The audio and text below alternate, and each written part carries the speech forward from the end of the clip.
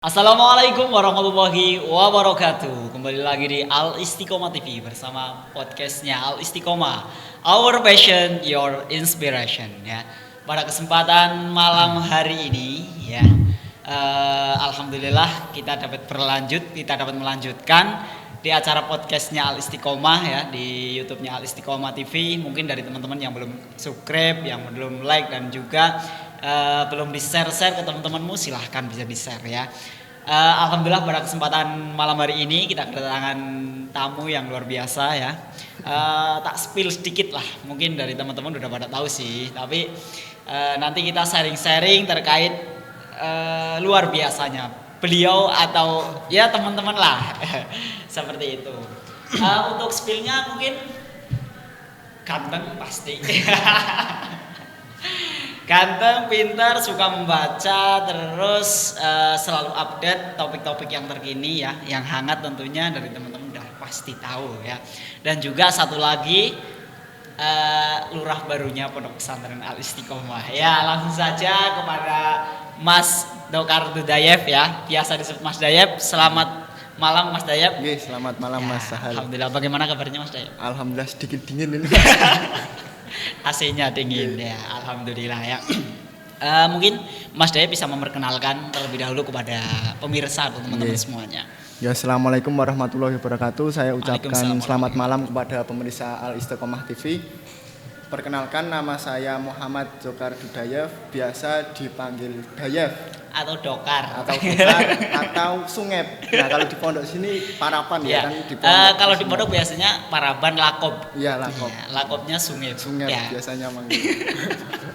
Alamatnya di mana Mas? Asli Yogyakarta, tepatnya di Jalan Kaliurang kilometer 9,3 Sleman Yogyakarta.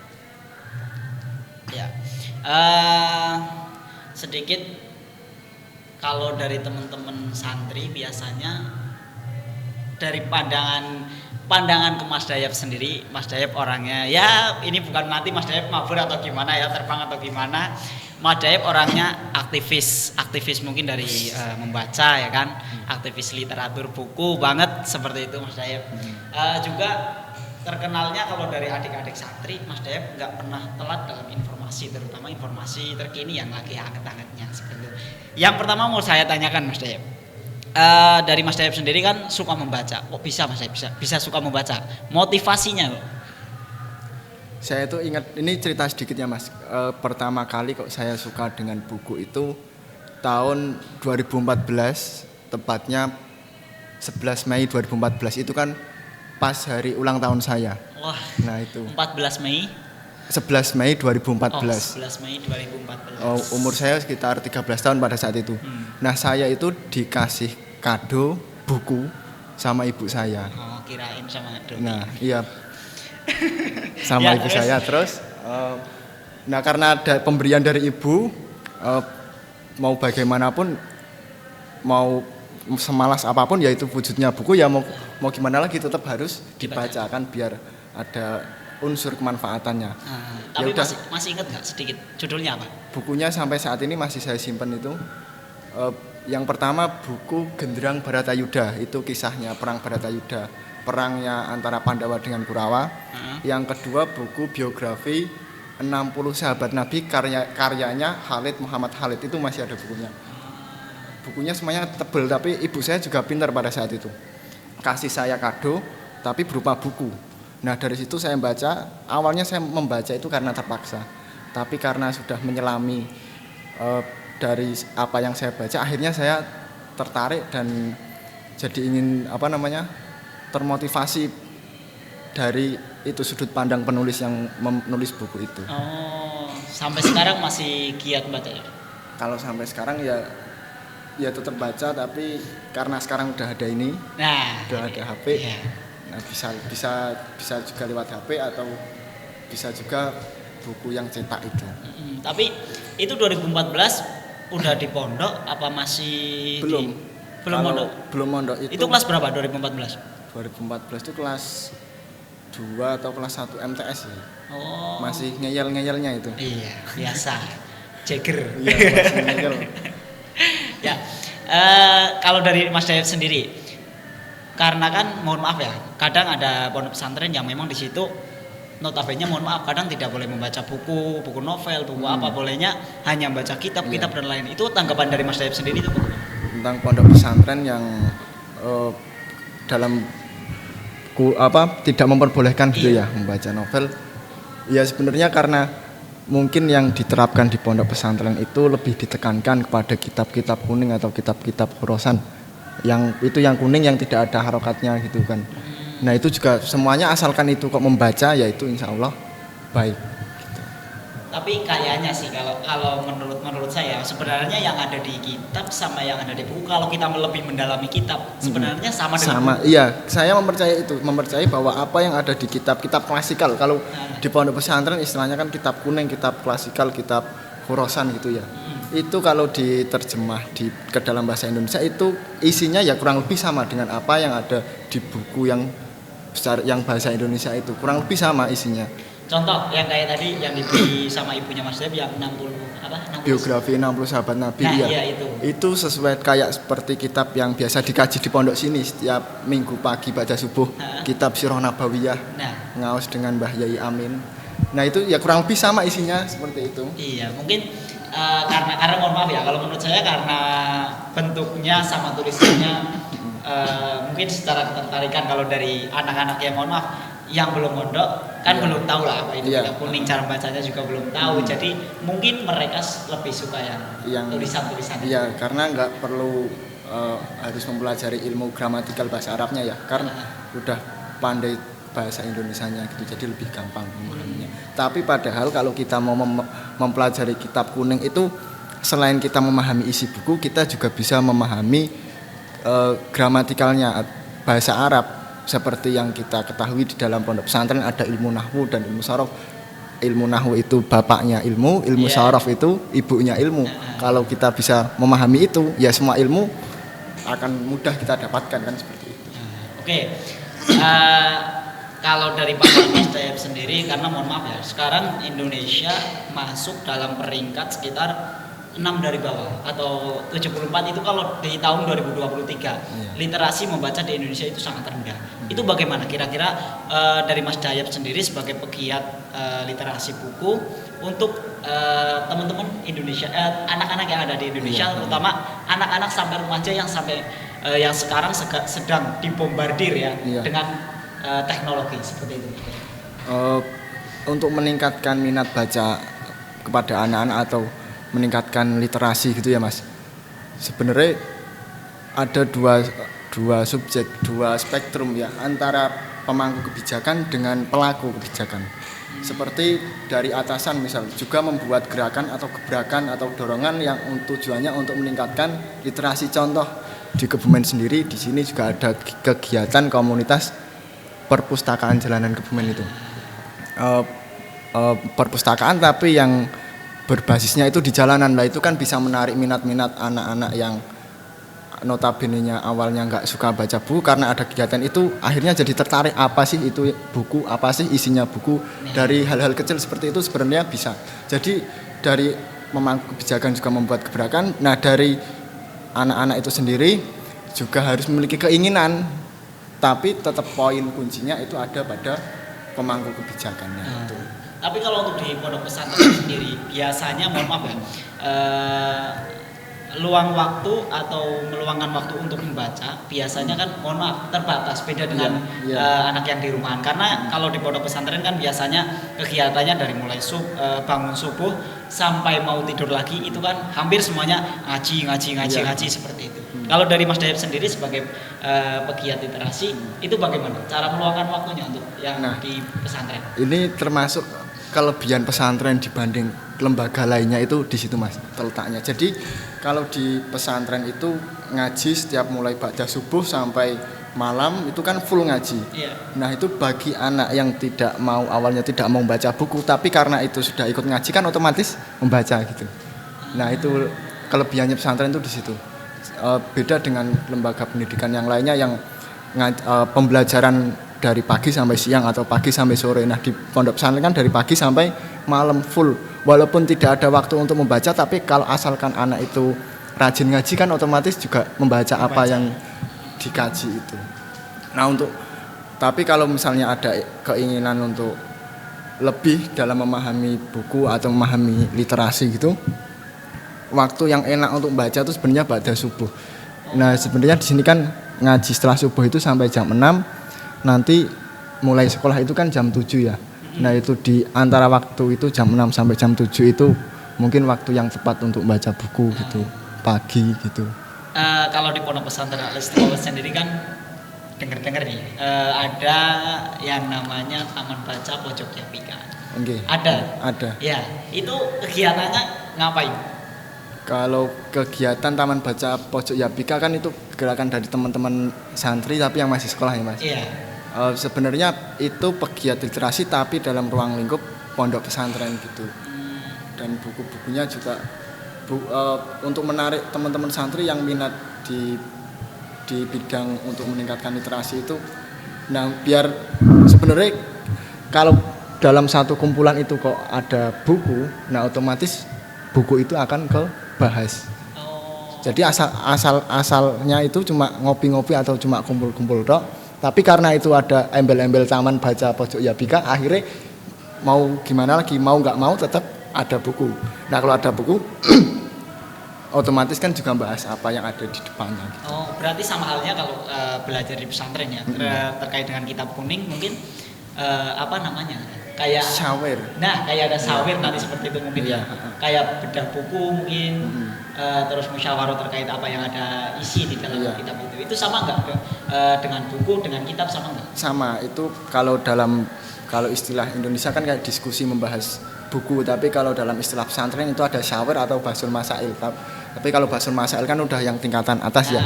Nah kalau yang diterapkan di sini ada itu syawer itu salah satu metode pembelajaran di pondok pesantren Yapika ini. Setiap malam Sabtu yang diampu oleh Kang Nailul Ihsan, Pak Mantan Lurah. Selamat malam Pak Mantan Lurah.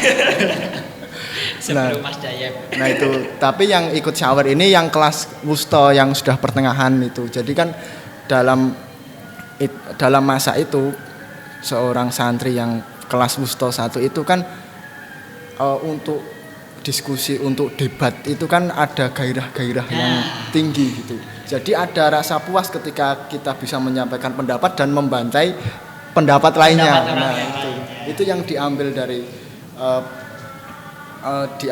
kegiatan syawer itu seperti itu, meningkatkan gairah untuk berani mengucapkan sesuatu, tentunya sesuatu yang baik dan benar yang berdasarkan pada rujukan-rujukan kitab yang dikaji itu tadi. Berarti mohon maaf bukan untuk menang-menangan ya? Bukan ya, karena di situ ada Mas Ihsan sebagai penengah ya, bahasanya penengah ya, enggak untuk menang-menangan cuma untuk adu pendapat toh. Tapi tetap yang paling menang itu ya yang sesuai dengan kitab yang dikaji itu. Iya. Bicara dengan debat-debat Mas Dayep ya. dari pandangan adik-adik santri ya kan, mungkin kalau di pesantren apa namanya ya, karena sekarang isunya lagi pemilu ya, mohon maaf. Dan juga Mas Dayep sendiri terkenalnya itu nggak pernah ketinggalan informasi ya, mungkin bukan nggak pernah ketinggalan tapi selalu update dengan informasi-informasi terkait dengan yang lagi hangat lah seperti itu. Terkait dengan Mas Dayep sendiri, pandangan Mas Dayep dengan isu sekarang itu bagaimana Mas? Ya seperti hawa saat ini kan dingin tapi aslinya panas. Panas tapi aslinya dingin. Oh iya. Iya seperti itu, bisa dibolak-balik. Pandangan isu yang saat ini yang lagi hangat maksudnya yang mana? Mungkin pemilu, politik, menjelang pemilihan presiden dan lain sebagainya. Sekarang itu politik dalam negeri dan politik luar negeri itu sama-sama panas ya Mas. Kalau di luar negeri ada eskalasinya Israel kepada sahabat kita yang di Palestina, sedangkan yang di dalam negeri itu konstelasi Pilpres 2024 ini kan. Tapi saya sebagai santri kalau mau mengomentari itu terlalu jauh ya saya nggak berani karena belum ranah saya. Dan tapi gini Mas, saya sebagai santri itu dalam buku pengantar filsafat karyanya salah satu dosen Unsik tapi saya lupa namanya. Di situ disebutkan bahwa cara berpikir, cara mengkritisi itu dalam ilmu filsafat itu ada 3. Yang pertama tentang untuk berpikir itu harus menggunakan logika, yang kedua harus kritis, yang ketiga harus ada etika. Nah, etika itu yang paling penting. Oke, kita bisa mengkritisi suatu permasalahan, bisa ngomong tentang masalah ini, masalah itu, menanggapi suatu problem, suatu berita yang hangat ya, tapi harus menggunakan akal sehat atau harus menggunakan logika. Ini masuk akal nggak yang dibicarakan ini tidak hoak bahasanya seperti itu. Tapi yang paling penting juga harus ada etika. Nggak mungkin ketika saya kok terlalu mengkritisi yang sekarang lagi hangat tanpa menggunakan etika saya, kan seperti itu.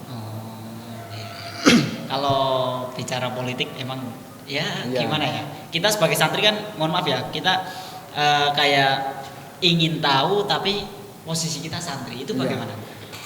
Maksudnya ada rasa kepingin tahu loh, pengen ikut terjun di politik, di dunia politik, tapi dari pengajaran-pengajaran yang ada di pondok kita kurang diarahkan ke situ.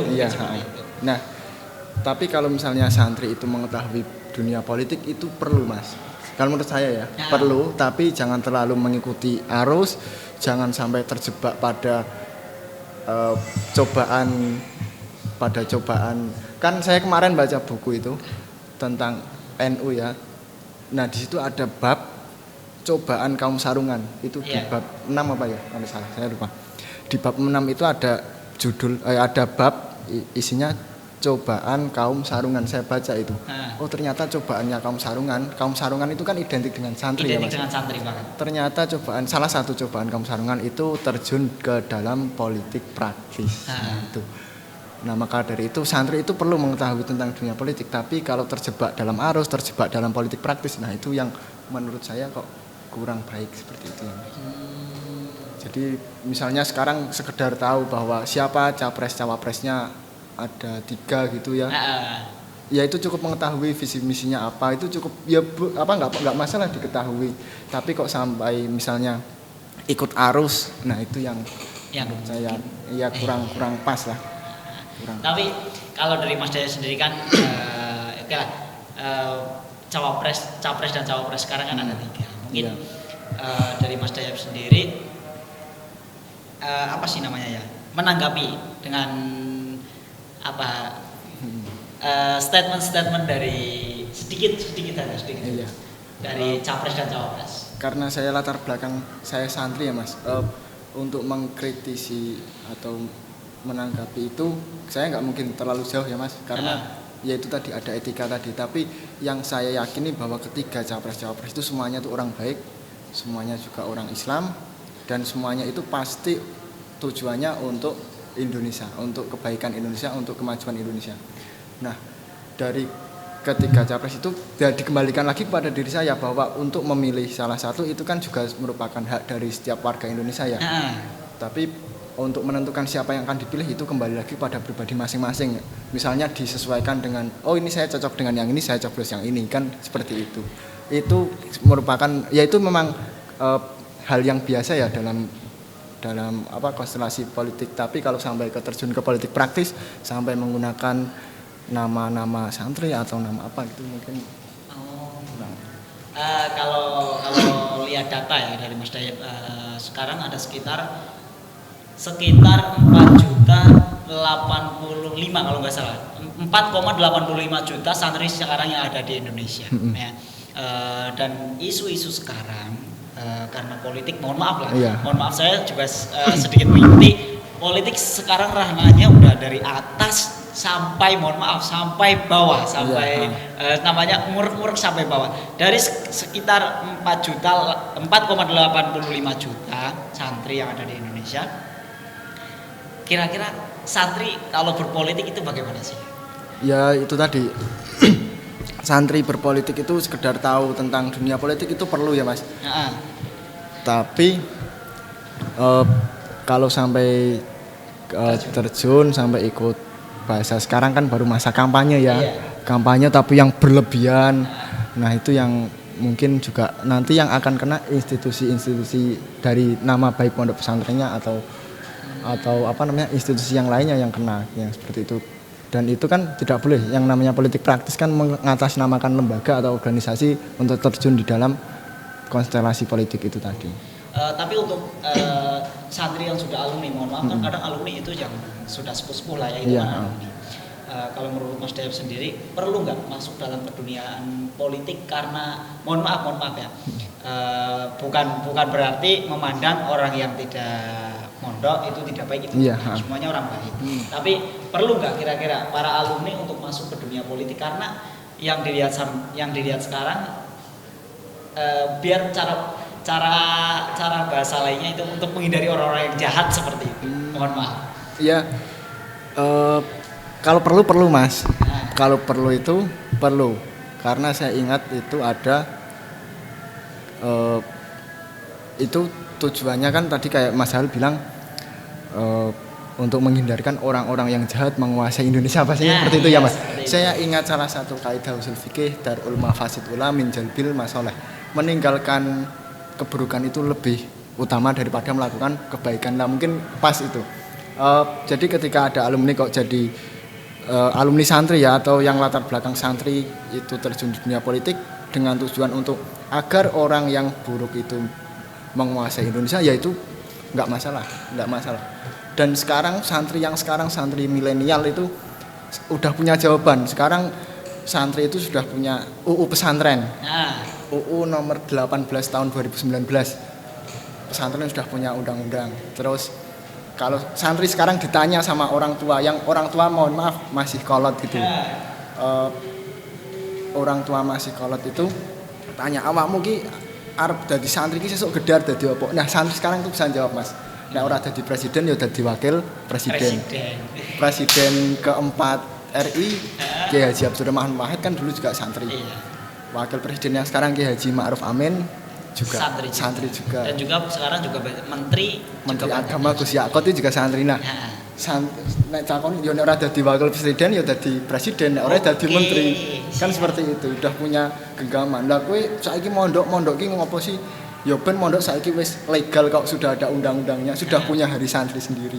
Nah, itu kan sekarang santri sekarang tuh udah punya dagangan itu, udah punya dasaran. Jadi udah nggak usah nggak usah takut jadi santri. Mau jadi apa besok? Mau jadi apa-apa nggak usah takut. Siap. Apalagi itu tadi di Undang-Undang Nomor 18 Tahun 2019 itu di situ fungsi pesantren itu ada 3. Yang pertama sebagai lembaga pendidikan Islam, yang kedua sebagai lembaga dakwah, yang ketiga ini sebagai pemberdayaan masyarakat. Nah, pemberdayaan masyarakat ini yang saya amati di Pondok Pesantren Al-Istiqomah Yapika ini itu 3-tiganya udah mencakup semuanya.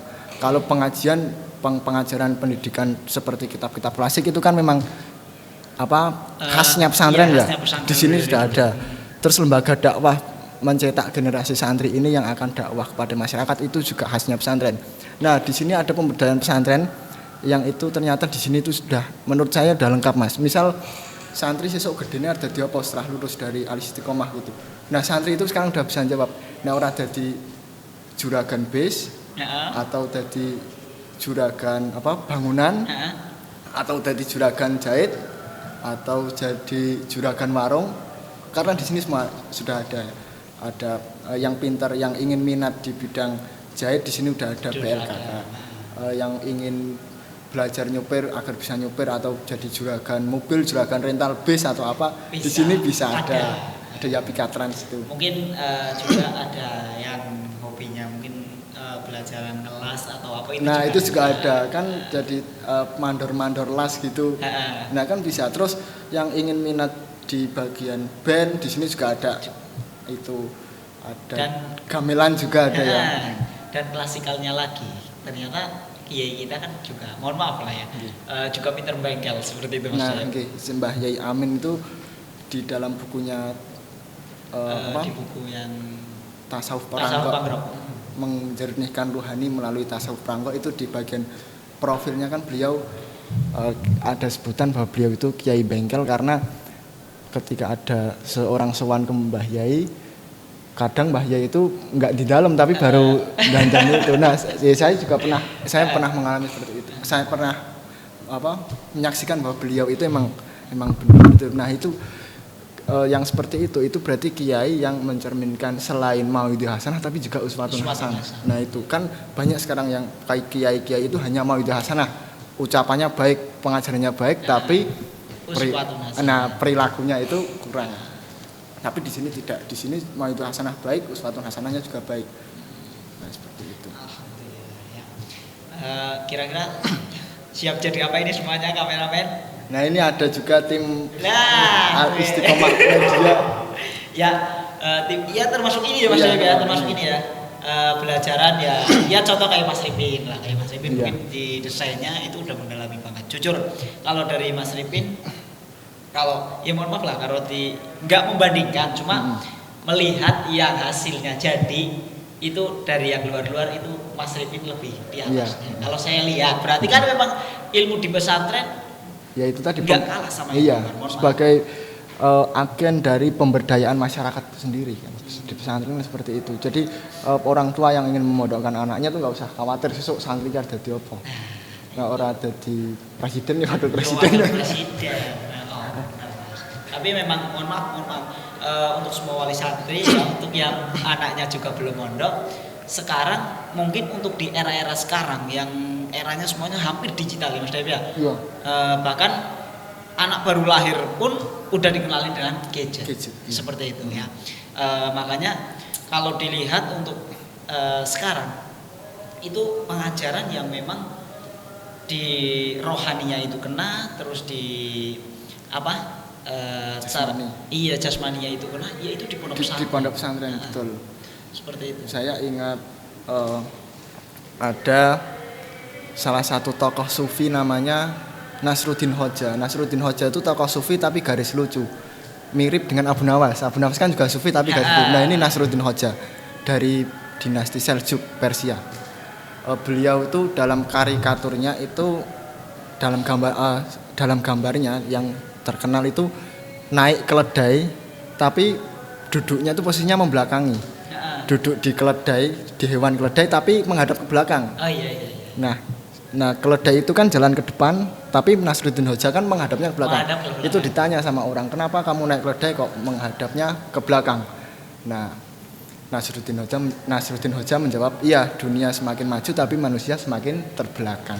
Nah, karena menurut saya faktor keterbelakangan manusia itu juga dari ini. Kalau nggak pintar-pintar memainkan gadget, nggak bisa mengkalkulasi waktu dengan gadget, ya akhirnya kita jadi manusia yang terbelakang di zaman yang maju ini. Tapi kalau pintar-pintar dalam mengkalkulasi penggunaan HP, nah itu ya jadi dunia maju, manusia juga ikut maju. Kalau di pondok pesantren yang sekarang, ya yang kayak di Al-Istiqomah sekarang lah, hampir semuanya karena udah di pondok pesantren semua santri nggak boleh megang HP, kan seperti itu. Ya. Kecuali emang itu udah ada mandat, udah ada dawuh dari atasan, udah dari pengasuh, memang untuk hubungan dengan wali santri dan lain sebagainya. Ya. Kalau agar tidak tertinggal itu bagaimana kalau menurut Mas Dayep agar tidak tertinggal dengan dunia luar ya, dunia digital sekarang. Nah, ini sebagai tugas dari ustadz pesantren ya Mas. Kan di pesantren itu ada kiai, ada ustadz, ada santri. Nah, agar santri itu nggak tertinggal dengan dunia luar, bagaimana kita sebagai ustadz itu ketika dalam pengajaran mengajar ke anak didik, kepada teman-teman santri yang masih sekolah, kan kalau masih sekolah nggak boleh bawa HP. Nah, itu sambil menyepil apa yang ada di dunia luar. Nah, seperti itu.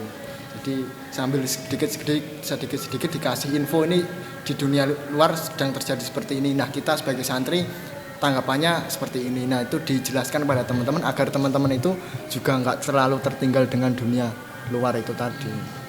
Juga sadar tidak sadar seperti ini ya Mas Dayep, podcast ya. Podcast pun pondok pesantren tidak mau tertinggal dengan dunia luar. Nah, betul, iya. Iya. Ini merupakan terobosan yang keren. Iya, terobosan yang keren. Bahwasanya pesantren tapi tidak tertinggal dengan arus-arus yang ada di luar. Arus globalisasi era sosial 5.0 ya. 4.0 apa 5.0? Ya sekarang sudah ke arah 5.0 ya. 4.0 itu waktu dulu awal-awal kuliah itu yang dibahas 4.0. Dan langsung awal-awal kuliah bahas 4.0 kok langsung langsung terjadi wabah corona. Akhirnya kan dari pengajaran itu kita belajar dan langsung dipraktekkan itu ketika ada wabah corona, misalnya seperti pembelajaran melalui Zoom atau Zoom Google Meet atau gitu. Meet dan lain sebagainya, emang seperti itu. Ya, mungkin dari Mas Dayep itu dulu ya. Terima kasih. Tapi sebelum itu Mas Dayep, karena tadi di Pondok Pesantren Al Istiqomah kan banyak banget ya, banyak banget yang bisa yang bisa dilakukan. Di antaranya ya tadi yang Mas Dayep katakan itu ada ngelas, ada nyupir, ada terus tukang, ada jahit dan lain sebagainya. Mungkin sedikit ada hasil karya ya. Ini murni hasil karya santri Pondok Pesantren Al Istiqomah ya. Keren. Mungkin bisa dicoba Mas Dayep. Yang tahun berapa ini? Iya. Ini murni hasilnya ya. Kalau mau pesen ini ya bisa ukuran berapa aja ya. Kalau di saya ini ukuran 5 ya. Mungkin kalau di Mas Dayep ukuran 7 ya. 7 juga pas. Punya saya juga pas ya. Ya alhamdulillah mantan ganteng ini. Ya. Kalau mau pesen di bawah ini ya, di apa namanya ya? Nomor tapi jahitnya itu namanya apa? BLK Komunitas Yapika. Galeri Yapika. Apa Mas? Yapika Collection. Yapika Collection ya, yang mau pesan-pesan di Yapika Collection atau mungkin bisa di IG-nya Al Istiqomah, nanti bisa DM juga Facebooknya, mungkin bisa Twitter juga bisa Mas Dayep ya. Iya, berarti ini merupakan satu implementasi dari pesantren, itu merupakan pemberdayaan masyarakat gitu ya Mas. Selain apa Yapika Collection ada Yapika Trans juga. Yapika Trans. Itu kalau ada yang mau piknik, ada yang mau study tour, mau zaroh, mau wisata religi dan lain sebagainya, mau mantenan ya mungkin para kameramen yang udah siap. Bisa nanti ditaruh nomor HP-nya ya Mas. Nomor HP Yapika Trans, Yapika Collection, atau nanti info PPDB juga di share juga. Itu ya mungkin dari saya dan juga Mas Dayep mungkin itu dulu, tapi jangan sampai hanya ditonton di sini karena besok Mas Dayep pinginnya mendatangkan narasumber tidak hanya satu ya, tapi 1, 2 atau sampai 3 karena dengan isu-isu yang lagi hangat banget seperti ini, dan juga bagaimana santri menanggapi kan itu dari sudut pandangnya Mas Dayep. Nanti kalau ada 2 sampai 3 orang kan setiap orang kan pikirannya berbeda, tanggapannya juga berbeda. Dan nantikan tetap di podcastnya Al Istiqomah ya, di podcast Al Istiqomah TV ya. Tapi sebelum saya tutup, nanti mungkin dari Mas Dayep ada pesan untuk para santri ya, untuk semuanya, untuk semua santri-santri yang mungkin udah alumni atau masih nyantri ya, seperti itu semuanya. Silakan ke kamera langsung Mas Dayep. Nah, kan tadi saya bilang ya, kalau sekarang santri itu kalau ditanya mau jadi apa, udah bisa jawabannya banyak ya. Ada yang jadi juragan BES, jadi presiden, atau jadi wakil presiden, atau jadi mandor, atau jadi apa. Nah, pesan saya ke teman-teman atau yang khususnya belum nyantri, 2024 orang mondok, loh gak bahaya tak? Ya. Terima kasih, kurang lebihnya mohon maaf. Wassalamualaikum warahmatullahi wabarakatuh.